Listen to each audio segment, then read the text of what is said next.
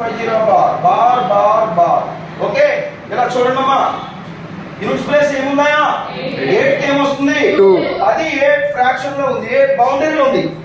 8కి ఎక్కువ 26 తక్కువ, 8కి ఎక్కువ 26 తక్కువ, కాబట్టి అది 22 వచ్చు. చెప్పండి యూనిట్స్ ప్లేస్ ఏముంది ఇక్కడ? 2కి ఏమొస్తుంది చెప్పాను. 2 అంటే 8, 8 అంటే 2. చెప్పండి 681 ఏ ఫ్యామిలీలో ఉంది? 681 ఏ ఫ్యామిలీలో ఉంది? 8 ఫ్యామిలీలో ఉంది. చెప్పండి 6 కి యాసిస్ గా 6. 438 ఏ ఫ్యామిలీలో ఉంది?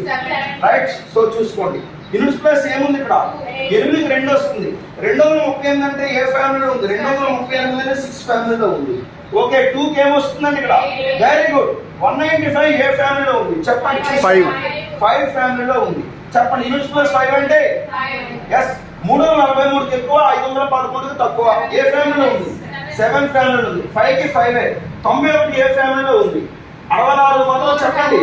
Very good. 64 నుంచి 124 వరకు 4 ఫ్యామిలీ. ఓకే, 4కి ఏమొస్తుంది యూనిట్స్ ప్లస్? 405 అంటే ఏమొస్తుంది? 343 నుంచి 511 వరకు కూడా 7. ఓకేనండి. 7కి ఏమొస్తుందండి ఇక్కడ? 3 వస్తుంది. 250 అంటే చెప్పండి 216 నుంచి 342 వరకు కూడా 6. చెప్పండి యూనిట్స్ ప్లస్ ఏంటో ఇక్కడ చెప్పండి. ఇక్కడ 343 అనేది 7కి సంబంధించింది, 343 బిలో కాబట్టి 6 కి సంబంధించింది. 1కి 1. ఓకేనా? 753 అనేది ఏ ఫ్యామిలీలో సంబంధించింది? 9 ఫ్యామిలీ.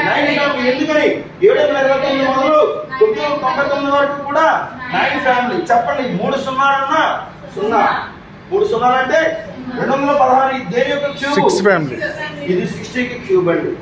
ఎప్పుడైనా 3 సున్నాలు వస్తే దాని అర్థం ఏంటంటే ఒక 0 వస్తుందని అర్థం. నోట్ చేసుకో.